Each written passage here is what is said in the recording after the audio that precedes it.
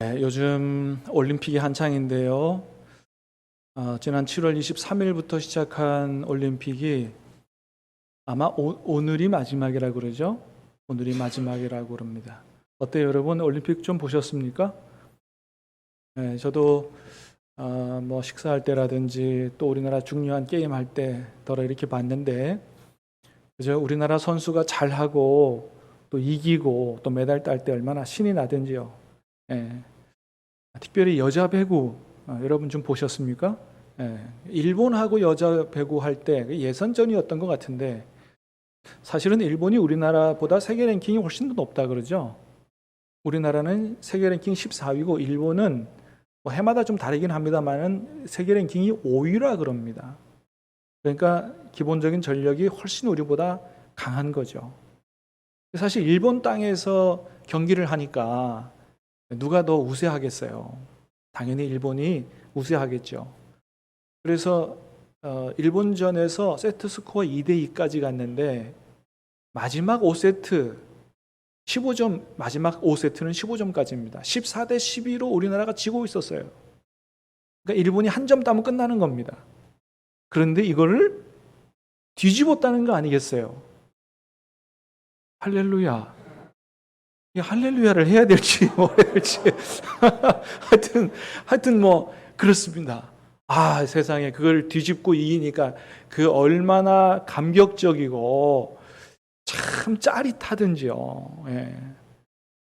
그 다음에 터키전은 그보다 더한 거 아니겠어요? 터키는 그보다 일본보다 더 잘하는 나라입니다. 뭐 세계 랭킹 4위라 그러니까. 마찬가지로 세트 스코어 2대2 마지막 5세트에서 초반에는 끌려갔는데 나중에 또 역전해서 이거를 뒤집어서 이겼습니다. 그러니까 뭐 이거 대단한 거죠. 오늘 아까 이제 일부 예배 끝나고 내려가서 뉴스를 보니까 결국은 세르비아에게 졌다 그러는데 잘 싸웠어요. 그만큼 한 것도 정말 잘한 거죠. 양궁도 그렇잖아요. 양궁 일본하고 할 때 이제 결승 준결승인 겁니다 아마. 다 점수가 똑같아요. 마지막 슛오프 한 발씩 쏴가지고 그걸 결정하는 거죠. 근데 그것조차도 다 점수가 같아요. 근데 어떻게 이겼죠?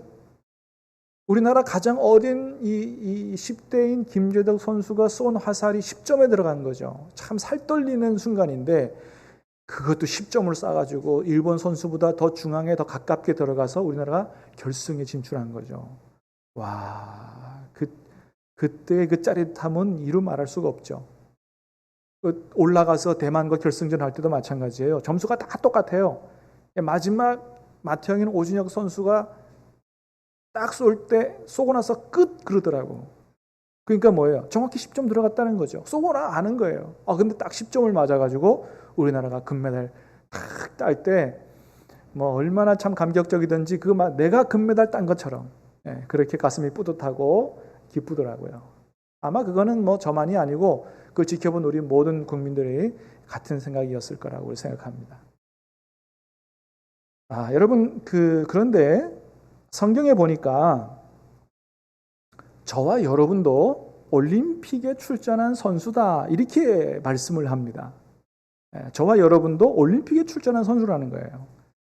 자, 이 성경을 보면 우리 신앙생활을 스포츠 경기에 비유해서 많이 말씀하십니다. 자, 고린도전서 9장의 말씀을 한번 읽어볼까요? 24, 25절 시작.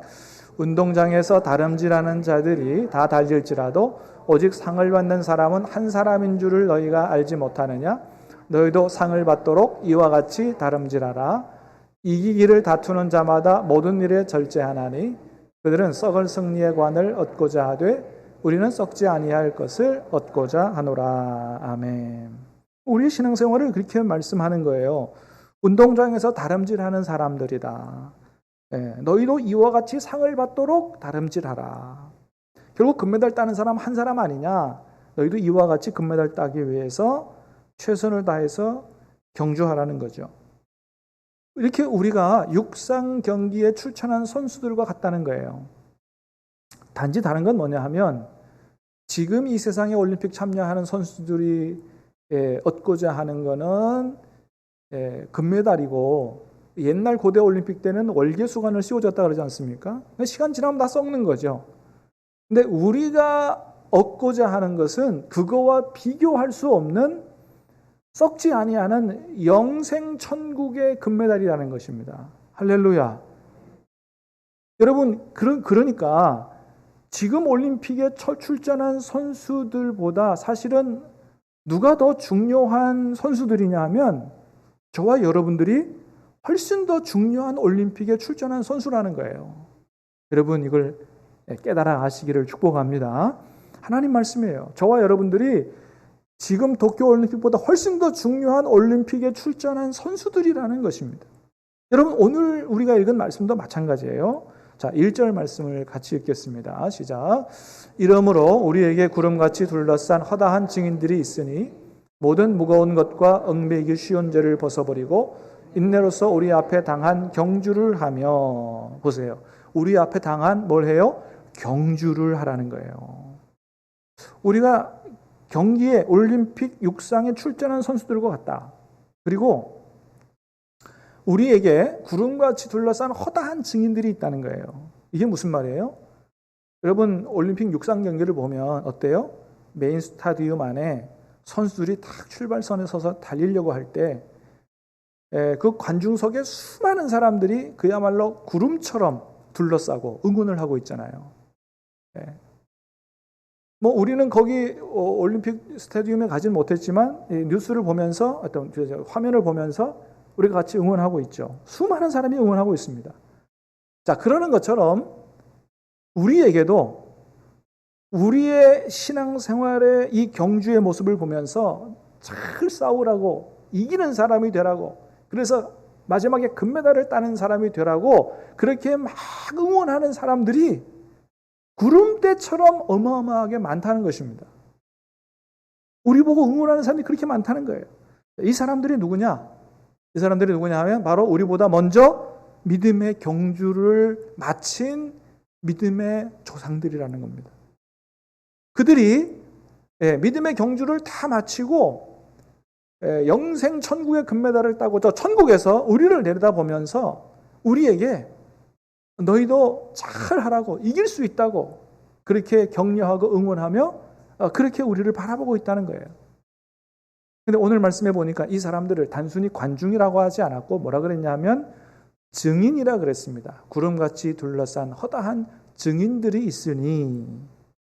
그 왜 그러냐면 이분들이 금방도 얘기했던 것처럼 우리보다 먼저 이 믿음의 경주를 끝까지 잘 달려갔고 영생 천국의 금메달을 따서 하나님 나라에 들어간 사람들이기 때문에 그래요. 그래서 증인인 거예요. 우리가 먼저 그렇게 했다. 믿음의 경주를 끝까지 잘 마쳤고 금메달을 땄으니 너희도 우리처럼 어떠한 어려움이 있어도 믿음을 잘 지키고 끝까지 이 경주를 잘 달려가면 우리처럼 하나님이 주시는 영생 천국의 금메달을 반드시 따게 될 것이라고 우리에게 증언하고 있다는 것이죠. 그래서 힘을 내라고 박수를 치면서 소리를 지르며 응원하고 있다는 것입니다. 여러분 기억하시길 바랍니다. 저와 여러분들이 지금 올림픽에 나가 금메달 따기 위해서 최선을 다하는 그 선수들보다 더 중요한 올림픽 경기에 출전한 선수들이라는 사실을 기억할 수 있게 되기를 주님의 이름으로 축복합니다. 자, 우리도 육상 경기에 출전한 선수들과 같은데 우리가 달리는 경주는 100m 같이 짧은 경주가 아니고 짧은 단거리가 아니고 마라톤처럼 긴 경주라는 거예요. 여러분 마라톤 오늘 했다 그러죠? 오늘 42.19km 달리는 그 긴 마라톤. 왜 그러냐 하면 우리가 달려야 하는 이 믿음의 경주, 이 천국 순례의 경주는 우리가 하나님 나라에 들어가는 그날까지 계속돼야 되는 그런 긴 여정이기 때문에 마라톤에 비유할 수 있다는 거예요. 그래서 쉽지 않은 거죠. 한번 다 그저 말씀대로 살고 믿음을 지키고 그냥 잠깐 그렇게 하면 되는 게 아니고 하나님 나라에 들어갈 때까지 결승전에 골이 나기까지 끊임없이 달려가야 되는 이런 믿음의 경주이기 때문에 쉽지 않다는 거예요. 마라톤 선수들 얘기 들어보면 그 42.19km 달리면서 아주 많은 어려움들이 찾아온다 그러잖아요. 오래 달려야 되는 그런 고통을 참아내야 되고요. 어떨 때는 비를 맞으면서도 달려야 되고, 때로는 아주 떼약볕 밑에서도 달려야 되고, 그리고 어떤 사람은 막 화장실 가고 싶은 어려움도 있을 거고, 그죠? 숨이 턱 밑까지 차오르는 그 극한 상황들을 여러 차례 그런 고통들을 인내하면서 감내하면서 달리는 거죠. 너무너무 힘들면 어떤 사람들은 중간에 포기하는 사람도 있다는 거죠. 오늘도 보니까 그런 사람들이 있더라고요. 그런데 여러분, 우리 신앙생활이 그와 똑같다는 거예요. 쉽지 않다는 거죠. 그래서 오늘 말씀에서도 이렇게 얘기합니다. 3절 말씀을 읽어보겠습니다. 시작. 너희가 피곤하여 낙심하지 않기 위하여 죄인들이 이같이 자기에게 거역하신 일을 참으신 일을 생각하라. 자, 12절도 그렇습니다. 시작. 그러므로 피곤한 손과 연약한 무릎을 일으켜 세우고. 그렇습니다. 피곤하고 낙심할 일들이 있을 수 있다는 거죠. 여러분 그렇지 않습니까? 우리가 신앙생활을 하는데 여러 가지 어려움을 당하면 영적으로 육적으로 피곤할 때도 있고요. 낙심이 될 때도 있어요. 때로는 예기치 않은 고난들, 또는 가족의 반대, 또는 예수 믿는 것 때문에 직장에서의 불이익들, 이런 일들이 있을 수 있죠. 그리고 그런 어려움 때문에 하나님 앞에 기도해도 곧바로 하나님의 응답이 없을 때 낙심할 때도 우리에게 있습니다. 여러분, 그런데 이 히브리서 편지를 받는 초대교회 성도들은 오늘 우리가 예수 믿으며 당하는 어려움들과는 비교도 안 되는 어려움들을 당했다는 거예요. 당시에는 예수를 믿는다고 하는 것은 해고, 경제적 불이익, 이거는 아무것도 아니고요. 목숨의 위협까지 받아야 되는 그런 상황들이 많았다는 거예요.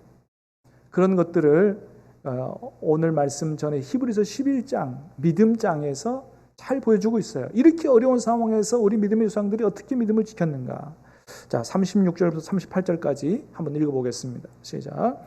또 어떤 이들은 조롱과 채찍질뿐 아니라 결박과 옥에 갇히는 시련도 받았으며 돌로 치는 것과 톱으로 켜는 것과 시험과 칼로 죽임을 당하고 양과 염소의 가죽을 입고 유리하여 궁핍과 환난 학대를 받았으니 이런 사람은 세상이 감당하지 못하느니라. 그들이 광야와 산과 동굴과 토굴에 유리하였느니라. 아멘. 그렇습니다. 예수님 믿는 것 때문에 조롱을 당하고 채찍에 맞고 결박을 당하고 옥에 갇히고 돌에 맞고 어떤 사람은 톱으로 켜서 순교를 당하고 칼로 죽임을 당하고 궁핍, 환난, 학대, 집도 없어서 토굴이 유리하는 이런 엄청난 고난들, 오늘 우리가 예수 믿으며 당하는 고난들과 비교할 수 없는 고난들을 당했다는 것이죠. 당시에는 예수님을 믿는다고 하는 것은 곧 죽음을 의미했습니다. 그래서 당시 많은 성도들이 이런 어려움 때문에 예수님을 버리고 믿음을 버리고 유대교로 다시 돌아가려고 하는 사람들이 막 일어났어요. 믿음의 경주에서 이탈하는 거죠. 중도 하차하는 것입니다. 왜냐하면 유대교는 핍박을 받지 않았거든요. 그렇기 때문에 히브리서 저자는 이 히브리서라는 편지를 써서 그 당시에 그런 성도들에게 외치는 거예요. 예수님이 어떤 분인지를 1장부터 쫙 설명합니다. 예수님이 어떤 분인지 아느냐? 이거 잘 생각해야 된다. 예수님은 하나님께서 이제까지 역사 가운데 수많은 선지자들을 통해서 우리에게 말씀하셨는데 마지막 때에 나타나신 하나님이 마지막 때에 우리에게 보내신 하나님의 아들이요. 이분은 천사보다 뛰어나신 분이요. 모세와도 비교할 수 없는 분이요. 대제사장 아론과도 비교할 수 없이 뛰어난 이런 분이시다. 그렇기 때문에 예수님 믿는다고, 예수님 믿는 것 때문에 고난당한다고 절대 믿음을 버려서는 안 된다. 믿음 버리는 거, 예수님 버리는 거요. 예수님 버리는 것은 하나님이 우리에게 주시는 예수님을 통한 큰 구원을 잃어버리는 거예요. 그 이후에는 무서운 심판이 기다리고 있다는 사실을 소리 높여서 외치고 있는 것입니다. 히브리서 2장 1절에서 3절까지 한번 읽어보겠습니다. 시작. 그러므로 우리는 들은 것에 더욱 유념함으로 우리가 흘러 떠내려가지 않도록 함이 마땅함이라. 천사들을 통하여 하신 말씀이 견고하게 되어 모든 범죄함과 순종하지 아니함이 공정한 보응을 받았거든 우리가 이같이 큰 구원을 등한히 여기면 어찌 그 보응을 피하리요. 아멘. 예수님에 대해 들은 거 유념하고 절대 예수님에게서 떨어지지 않도록 조심해야 된다. 하나님이 예수님 통해 주시는 이 큰 구원을 등한히 여기면 어찌 하나님의 심판을 면하겠느냐고 이야기하고 있습니다. 그러니까 어떤 어려움을 당해도 순교를 당하는 일이 있어도 절대 믿음을 버려서는 안 된다는 거예요. 사랑하는 여러분, 간절히 바라기는 코로나 때문에 우리 성도들 중에 어떤 분도 한 분도 믿음을 잃어버리는 일이 없게 되기를 주님의 이름으로 축복합니다.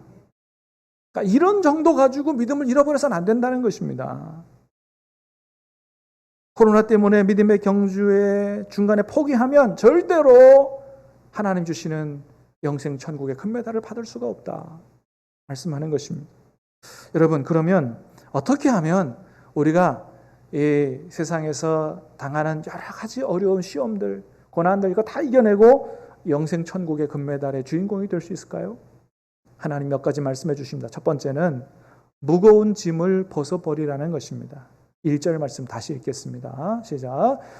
이러므로 우리에게 구름같이 둘러싼 허다한 증인들이 있으니 모든 무거운 것과 얽매기 쉬운 죄를 벗어버리고. 그렇습니다. 첫 번째는 뭐냐 하면 영생 천국 금메달 따기 위해서는 모든 무거운 것 벗어버려야 된다는 거예요. 여러분은 여러분의 인생의 가장 중요한 가치가 무엇입니까? 여러분 인생에서 가장 중요하다고 생각하는 건 무엇입니까? 여러분, 우리 그리스도인들에게 가장 중요한 것은 예수님 제대로 믿는 거요. 그래서 영생 천국에 들어가는 것인 줄로 믿습니다. 믿습니까? 그게 우리에게 가장 중요한 가치인 거예요. 예수님 잘 믿는 거, 예수님 믿는 거. 아무리 세상에서 성공하고 부귀 영화를 얻어도 여러분 천국 영생의 가치와 비교할 수 없습니다. 그래서 여러분 우리 그리스도인들은 하나님을 팔아서 이 세상의 것들을 얻는 사람들이 아니고요. 이 세상의 것들을 다 파는 한이 있더라도 하늘나라를 얻는 사람이 바로 우리 그리스도인들이다. 잘 기억하시길 바랍니다. 여러분의 신앙은 어떤 신앙입니까? 하나님 팔아서 세상 것 얻는 사람입니까? 아니면 세상 것을 다 파는 한이 있더라도 예수님을 얻고자 하는 신앙입니까? 그래서 예수님 제대로 믿고 영생에 들어가는 것에 방해되는 모든 것들, 거추장스러운 것들, 그거 다 잘라버려야 된다. 벗어버려야 된다는 거예요. 여러분, 올림픽에 나간 선수들이 그렇게 하지 않습니까? 여러분, 달리기 선수들 보세요. 옷을 어떻게 입고 나오죠? 패션쇼 나가는 것처럼 그렇게 입고 나옵니까? 아니죠. 다 벗어버리고 아주 가장 간편하고 그 경주, 금메달 따기 위해서 최적의 적합한 아주 가벼운 옷들만 입고 나오죠. 어떤 선수들은요, 아주 민망할 정도로 배꼽까지 다 드러내고, 그죠? 그렇게 입고 나오잖아요. 여자 선수들 보면 때로는 막 민망해. 그래도 어떻게 해요? 그렇게 해야 되는 거죠. 시간을 단축하기 위해서는, 1분 1초를 단축하기 위해서는, 금메달 따기 위해서는 그렇게 해야 되는 거죠. 여러분, 우리도 그와 같이 해야 된다고 하는 거예요. 우리가 달리는 경주는 그것보다 더 귀한 경주이기 때문에. 그래서 때로는 여러분, 예수님을 잘 믿기 위해서, 천국 금메달 따기 위해서 우리가 하는 일도 때로는 조절할 필요가 있다. 여러분, 때로는 돈 버는 것도 좀 덜 벌 필요가 있다는 거예요. 하는 일이 너무 잘 돼서 기도할 시간도 없고 예배 드릴 시간도 없다. 여러분, 그러면 어떻게 해야 돼요? 그 일 조절해야 되는 거죠. 그렇습니다. 그래서 어떤 사람이 얘기했어요? 우리에게 있어서 제일 큰 저주는 사업이 망하거나 중병이 되는 게 아니라 하는 일마다 너무 잘 돼서 기도할 시간도 없고 예수 믿을 시간도 없고 예배 드릴 시간도 없는 그것이 우리에게 가장 큰 저주라고 이야기했습니다. 그렇습니다, 여러분. 예수님 믿는 데 있어서 장애가 되는 것들은 다 버려야 된다. 여러분, 초대교회 성도들은 어떻게 했다고요? 믿음의 조상들은 예수님 믿는 것 때문에 목숨까지 버렸다는 거죠. 히브리서 11장 35절 말씀 다 같이 한번 읽어보겠습니다. 시작. 여자들은 자기의 죽은 자들을 부활로 받아들이기도 하며 또 어떤 이들은 더 좋은 부활을 얻고자 하여 심한 고문을 받되 구차히 풀려나기를 원하지 아니하였으며. 어떤 사람들은 심한 고문을 받되 고문하면서 회유했겠죠. 예수님 버리면 살려준다. 근데 어떻게 했다고요? 죽으면 죽었지 예수님 못 버린다. 그래서 그 고문을 그대로 받았다는 거죠. 그렇습니다. 초대교회 성도들은 그렇게까지 했다는 것이죠. 사랑하는 여러분, 간절히 바라기는 우리도 예수님 믿는데 방해가 되는 것들은 어떤 것이라도 다 벗어버릴 수 있는 그런 용기와 결단이 있을 수 있게 되기를 주님의 이름으로 축복합니다. 두 번째는 죄도 벗어버려야 된다. 모든 무거운 것과 죄를 벗어버리라. 그렇죠.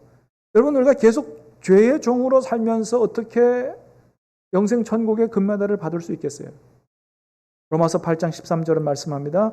너희가 육신대로 살면 반드시 죽을 것이로되 영으로서 몸의 행실을 죽이면 살리니. 그래서 죄의 종으로 살지 말라. 물론 때로 죄 지을 수 있고 넘어질 수 있어요. 그러나 회개하고 성령으로 죄와 싸워 이기려고 하는, 그리고 점차 이겨나가는 그런 삶을 살아야 된다고 하는 것입니다. 여러분, 죄와 싸워 이길 수 있게 되기를 축복합니다. 성령님께서 도우실 거예요. 세 번째는 인내가 필요하다는 거죠. 자, 1절 마지막 절에 뭐라 그럽니까? 인내로서 우리 앞에 당한 경주를 하며. 우리가 하는 경주는 마라톤과 같은 경주라 그랬어요. 절대적으로 필요한 것은 인내입니다. 천국 순례 여정 가운데 많은 어려움들이 있는데 이것을 인내하며 잘 이겨야 된다는 거예요. 그런데 인내하기가 쉽지 않죠. 그럼 어떻게 해야 됩니까? 방법이 있다는 거예요. 2절에서 우리에게 그 방법을 알려주십니다. 한번 읽어봅니다. 시작. 믿음의 주요 또 온전하게 하시는 이인 예수를 바라보자. 그는 그 앞에 있는 기쁨을 위하여 십자가를 참으사 부끄러움을 개의치 아니하시더니 하나님 보좌 우편에 앉으셨느니라. 아멘. 한마디로 말하면 우리가 여러 가지 당하는 어려움들을 이기고 금메달의 주인공 되기 위해서는 예수님을 바라봐야 된다는 것입니다. 예수님 바라봐야 된다. 끝까지 믿음을 지키기 위해서는 예수님 바라봐야 된다. 왜? 예수님께서 믿음의 주가 되시고 믿음의 완성자가 되시기 때문에. 저기 믿음의 주라고 하는 말이 헬러 아르케곤이라고 하는 말인데 창시자란 말이에요. 예수님이 우리에게 믿음을 만들어주시는 분이요. 또 믿음을 완성하게 해주시는 분이다. 믿음 지키려면 믿음의 주요 완성자 되시는 예수님을 바라봐야 된다. 여러분, 그렇습니다. 여러분, 우리가 예수님을 가만히 잘 생각해 보면 믿음이 생겨난다는 거죠. 그러니까 하나님이 안 계시고 천국이 없다면 예수님이 이 땅에서 그렇게 살아가실 수가 없다는 거죠. 예수님의 가르침이라든지 예수님의 삶을 보면 그럴 수가 없다는 거예요. 그래서 예수님을 가만히 생각해 보면 하나님이 계시는구나. 정말 천국이 있구나. 하나님 계시고 천국을 그대로 보여주는 것은 예수님이에요. 예수님을 가만 보면 믿음을 얻게 된다는 거죠. 믿음의 주인이시고 믿음의 창시자시죠. 그리고 우리가 천국까지 달려가는 이 믿음의 경주 가운데 여러 가지 어려움을 만나도 그걸 다 이기고 천국 금메달 딸 수 있도록 믿음을 완성하도록 도우시는 분도 예수님이다. 예수님이 어떻게 십자가를 지시고 승리하셨는가를 가만히 생각하고 바라보라는 거예요. 예수님은 아무 죄도 없지만 그러나 저와 여러분의 구원을 위해서, 그리고 그 기쁨과 나중에 성부 하나님께서 주시는 그 부활과 천국 영광의 그것을 내다보시면서 그 고난과 인내를 끝까지 참고 승리하신 예수님, 그래서 하나님 보좌 우편에 앉으신 예수님 바라보면서 예수님도 우리를 위해 그렇게 인내하시고 십자가를 끝까지 지셨는데 나도 그 예수님 바라보고 예수님의 도움을 힘입어 끝까지 인내하면서 모든 어려움을 이기고 천국 영생의 금메달을 우리가 딸 수 있도록 그렇게 주님이 도우신다는 거예요. 그러므로 사랑하는 여러분, 예수님 바라볼 수 있게 되기를 주님의 이름으로 축복합니다. 일주일에 교회에 나오면서 한 번 예수님 바라보지 마시고 여러분 매일 매 시간 순간순간 여러분 예수님 바라볼 수 있게 되기를 주님의 이름으로 축복합니다. 우리의 문제는 예수님을 자주 안 바라본다는 데 문제가 있는 거죠. 예전에도 소개했던 프랑크 루벡 선교사님, 어떻게 예수님 바라보려고 노력했다 그랬죠? 15분이나 30분마다 의도적으로 그렇게 예수님 바라보려고 했더니 매 순간 하나님의 임재를 느끼고 살았다고 했습니다. 그렇습니다. 우리가 자주 예수님을 바라보려고 할 때 우리는 매 순간 하나님의 임재를 느끼고 살 수 있는 거예요. 여러분, 그래서 큐티라든지 영성일기 같은 경건 훈련이 중요한 것입니다. 왜요? 그런 것들이 바로 우리로 하여금 매일 예수님을 바라보고 살도록 도와주기 때문이에요. 여러분, 큐티 하시기 바랍니다. 말씀 묵상하시기 바랍니다. 꼭 하시기 바랍니다.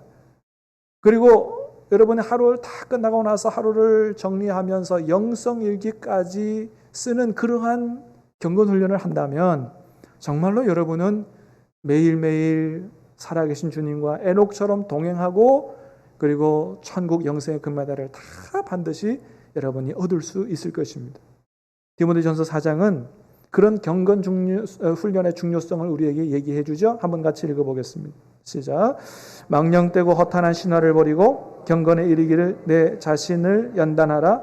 육체의 연단은 약간의 유익이 있으나 경건은 범사에 유익하니 금생과 내생에 약속이 있느니라. 아멘. 경건에 이르도록 내 자신을 연단하라. 이거 훈련하라는 말이에요. 여기에 쓰인 단어가 헬라어 그 단어가 영어의 짐네지움 이런 체육과 관련된 단어예요. 훈련하라는 거죠. 올림픽에 나가는 선수가 연단하는 것처럼 경건 훈련하라. 그것은 범사에 유익하니 이 세상과 내생의 천국 영광의 영생의 약속을 반드시 이루게 한다는 그런 말씀입니다. 그러므로 사랑하는 여러분, 경건 훈련을 통해서 매일 예수님 바라볼 수 있게 되기 바라고 한 번도 빠짐없이 다 천국 영생에 들어갈 수 있게 되기를 주님의 이름으로 축복합니다. 마지막으로는 우리가 이 세상에서 당하는 여러 가지 고난에 대한 분명한 이해가 있어야 된다는 거예요. 자, 5절 6절 말씀 읽어보겠습니다. 시작. 또 아들들에게 권하는 것 같이 너희에게 권면하신 말씀을 잊었도다. 일러스되 내 아들아 주의 징계하심을 경히 여기지 말며 그에게 꾸지람을 받을 때에 낙심하지 말라. 주께서 그 사랑하시는 자를 징계하시고 그가 받아들이시는 아들마다 채찍질하심이라 하였으니. 아멘. 자, 여기에 쓰인 징계라는 말은요, 이거는 훈련이라는 말입니다. 훈련. 단순히 징계가 아니고 파이데이아라고 하는 말은 아버지가 자식을 가르치는 걸 넘어서 정말 강인한 아들이 되도록 훈련시키는 걸 얘기해요. 그 다음에 채찍질. 여러분, 아버지가 자식이 어떻게 채찍질 하겠어요? 이거는 다른 말로 더 번역하면 사랑의 매예요. 잘못할 때 매를 든다. 왜요? 사랑하시기 때문이죠. 그렇습니다, 여러분. 하나님이 우리를 사랑하시고 하나님이 우리의 아버지가 되시기 때문에 우리를 훈련시키신다는 거예요. 그래서 우리가 이 세상을 살면서 당하는 고난에 대한 분명한 이해가 있어야 된다. 성경적 이해가 있어야 되는데 그건 뭐냐 하면 내가 재수 없어서 이런 고난을 당하는 것이 아니고, 사랑하는 여러분, 저와 여러분의 모든 삶이 하나님의 손 가운데 있는 줄로 믿습니다. 하나님께서 우리를 더 온전한 하나님의 사람이 되도록 훈련하시는 것이다. 그 고난은 하나님의 훈련이라는 거예요. 그래서 10절 11절 읽어보겠습니다. 시작. 그들은 잠시 자기의 뜻대로 우리를 징계하였거니와 오직 하나님은 우리의 유익을 위하여 그의 거룩하심에 참여하게 하시느니라. 무릇 징계가 당시에는 즐거워 보이지 않고 슬퍼 보이나 후에 그로 말미암아 연단받는 자들은 의와 평강의 열매를 맺느니라. 아멘. 이런 훈련을 통해서 의와 평강의 열매를 맺고 영생 천국의 금메달을 따도록 하나님께서 우리를 온전하게 세우신다. 그래서 야고보서에서도 뭐라 그랬습니까? 여러 가지 시험을 만나거나 온전히 기쁘게 여기라. 하나님이 이런 과정을 통해서 우리를 온전하게 만들어 가신다. 여러분, 우리나라가 자랑스러워하는 축구 선수가 있죠? 누굽니까? 손흥민 선수죠. 손흥민 선수. 뭐 얼마나 유럽 무대에 가서도 잘하는지요. 왼발로 차도 골인이고 오른발로 차도 골인이고 다른 선수들이 흉내낼 수 없을 만큼 양발을 잘 씁니다. 근데 그가 어떻게 그렇게 됐죠? 그의 아버지 손흥정 씨가 손흥민 어렸을 때부터 왼발, 오른발 가리지 않고 잘 차도록 아주 혹독하게 훈련시켰다는 거예요. 그래서 나중에 그런 과정을 거쳐서 그런 선수가 된 것이죠. 훈련 없이 된 게 아니라는 거예요. 여러분, 골프 선수 박세리도 마찬가지예요. 박세리도 그의 아버지가 이 딸을 아주 유능한 선수를 키우기 위해서 아파트 1층서부터 쪼그려 앉아 해가지고 쪼그려 앉는 자세로 아파트 계단을 수십 층 오르내려 내리려 했다는 거죠. 여러분, 박세리 선수 다리 보세요. 웬만한 남자 다리 저리 가라예요. 얼마나 단단한지. 예. 그렇습니다. 여러분, 사실 딸 아니에요? 눈에 넣어도 아프지 않은 딸이잖아요. 근데 그런 딸을 아주 혹독하게 훈련을 시켰다는 거죠. 왜요? 박세리 선수를 위해서, 그를 위해서. 결국은 LPGA를 휩쓸고 리우 올림픽에 나가서 금메달을 따는 이런 선수가 됐다는 것입니다. 그렇습니다, 여러분. 훈련하지 않고 금메달 딸 수 있는 선수는 아무도 없다. 그래서 하나님 우리에게 훈련하신다, 고난을 주신다는 것이죠. 사랑하는 여러분, 말씀을 정리합니다. 저와 여러분은 이 세상 올림픽에 나간 선수보다 더 중요한 올림픽에 나간 선수들이다. 기억하시길 바랍니다. 무거운 것들 벗어버리고 죄도 벗어버리고 매일 경건 훈련으로 예수님 바라볼 수 있게 되기 바라고, 하나님 주시는 그 고난, 그 훈련을 인내로서 잘 이김으로 말미암아 영생 천국의 금메달 주인공 되시기를 주님의 이름으로 축복합니다. 기도하겠습니다.